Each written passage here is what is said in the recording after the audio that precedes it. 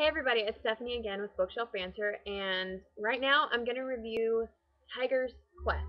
Yes, I got that right. Tiger's Quest by Colleen Houck. Hope I pronounced that correctly. Okay, so this book kind of takes what happened in the first book to a whole different level because like the romantic stuff that happens at points, I think I was tweeting at Crystal and telling her that Crystal is on my list of people who need a good, or not Crystal, Kelsey is on my list of people that need a good talking to. And then it became, actually no, I can't say because I don't want to spoil that for you guys. But yeah, there were moments where I wanted to smack some sense into Kelsey because I was just thinking, seriously, what are you doing right now? You're crazy. Um,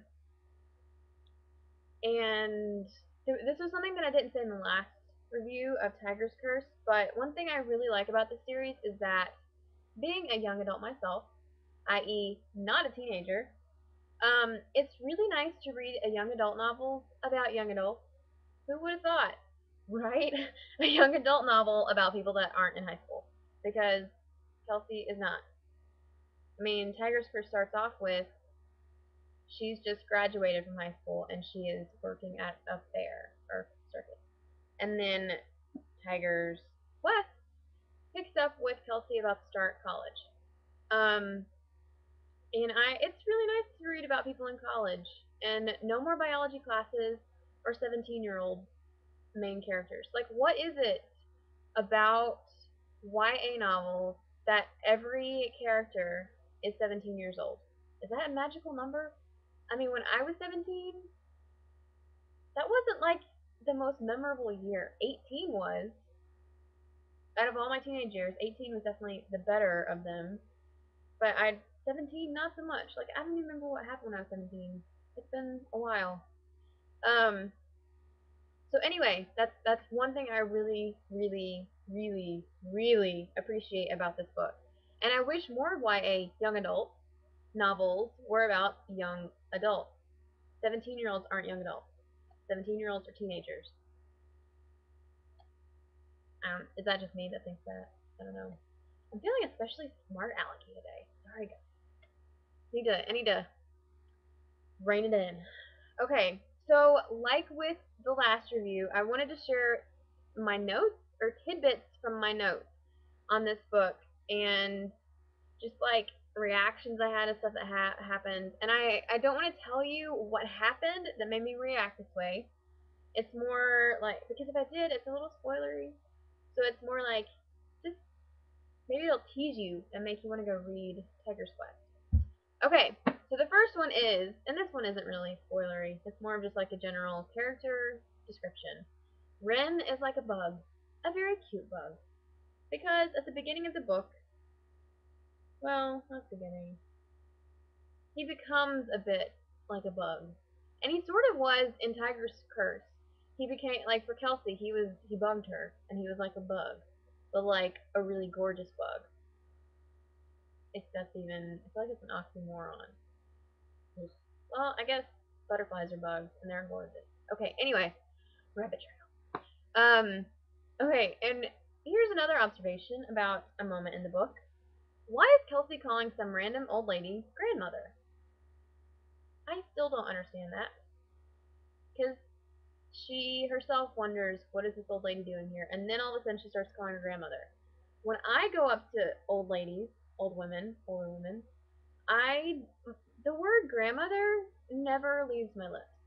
So I'm wondering if it's supposed to be some kind of like what's the word? Like mythological thing or something to do with tradition of, like Indian tradition to call an old woman grandmother. I don't know. I don't even call my own grandmother grandmother. I call her mom. So I don't know. Anyway, there's another moment in the book, especially, and I wrote this in my notes. It's in all capital letters. The first two words are. And this is about Kelsey again, because she needs a good talking to at some point in this book. Poor girl, not poor girl, poor boys that are involved in her life. Anyway, okay, so I wrote, good grief, woman, let Ren say what he wanted to say. Because this comes at a moment in the book where it is like of the most of vital importance that you know what Ren is going to say. I mean, as the reader, I'm like, what is he going to say? What? And then she keeps chattering on, talking over him, and I want, if it were possible to reach into a book and put your hand over the character's mouth, I would have done so at that moment and been like, no, seriously, Ren has something really important to say. Stop being obtuse and let's pay attention and listen. Um, and then there's another moment in the book that it wasn't me making fun of anything. It's just I loved it because it was just so like what? And because I've never heard of anything like this ever in like ever. And so in my notes I wrote there are fairies in her hair holding it in place. Dot dot dot dot dot dot. I've never heard of that happening. And the fact that this was in the context of this part of the story, that was the fairies' job. Like that, the fairies wanted to hold her hair. Like they're tiny little fairies, and they're like decorations, like hair clips, but they're fairies that are like, I'm holding on to your hair right now. I like that is just so crazy and cool to me. But if I saw someone in person and they had, if fairies were real, first off, if I saw someone that had fairies hanging from their tresses, I would, my eyes would be like an owl. Because, and this would happen. Like, what? There's fairies in her hair. But in the book, it's like, I've never read anything like that. And I just thought it was a really, really cute and funny thing. And another thing, and I sort of like touched base on this in my first review of my review of Tiger's Curse. But one thing I really like is Colleen's attention to detail. I mean, she has like an insane imagination. She has this 1,000-foot wide tree and 1,000 feet tall or something, and there's a giant, enormous snake wrapped around it. And all I can think is, I would pee in my pants if I ever came across a snake like that. Like, all bodily functions, and this is about to get gross, but it's the truth. I'm like I would lose the capabilities to control them because I would be so scared, and there might be a couple of words that come out of my mouth that shouldn't, and I might wish that I had a giant machete to get rid of the snake, but then I would be too scared to use it. Like this morning, I had to kill a spider, and I ended up using a vacuum cleaner because I was like, I can't squish it because it's just too creepy and it's freaking me out. So I don't know. I like that she integrates other cultures, mythologies, and beliefs. Like she brings in Chinese culture, Indian culture, what other ones?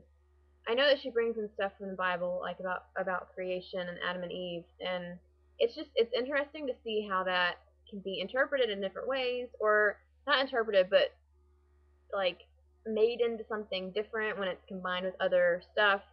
Um, and I don't know. I mean, the quest is definitely a very apt word to describe this because that's what happens in this book. There's a quest and it's a journey and it's I don't know. Kelsey kind of she learns a lot in this book. I think she learns a lot about herself, and it is coming to terms with how you feel about yourself and whether or not you like respecting yourself. And I feel like that's such a cliche thing to say about a book being like, oh, the character learns to respect themselves.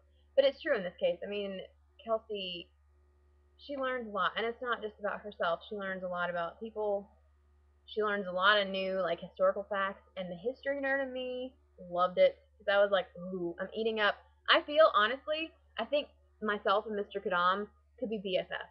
If he were a real person, we would be BFFs for real.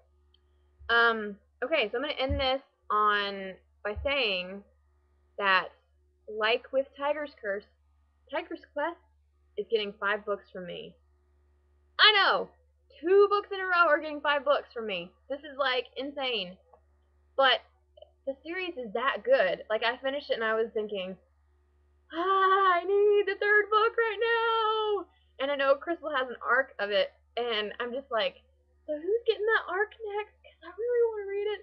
But I saw that Colleen, thank you, Colleen, has the first 4 chapters of Tiger's Voyage on her website, and I think had I not had those to read, I would not literally, I'm being a little dramatic, but I would probably go crazy in like a less dramatic sense of the word. So yeah, I highly recommend this series. I highly recommend Tiger's Quest. Keep reading them; they're so good. Okay, yeah, that's it for me. See you guys later.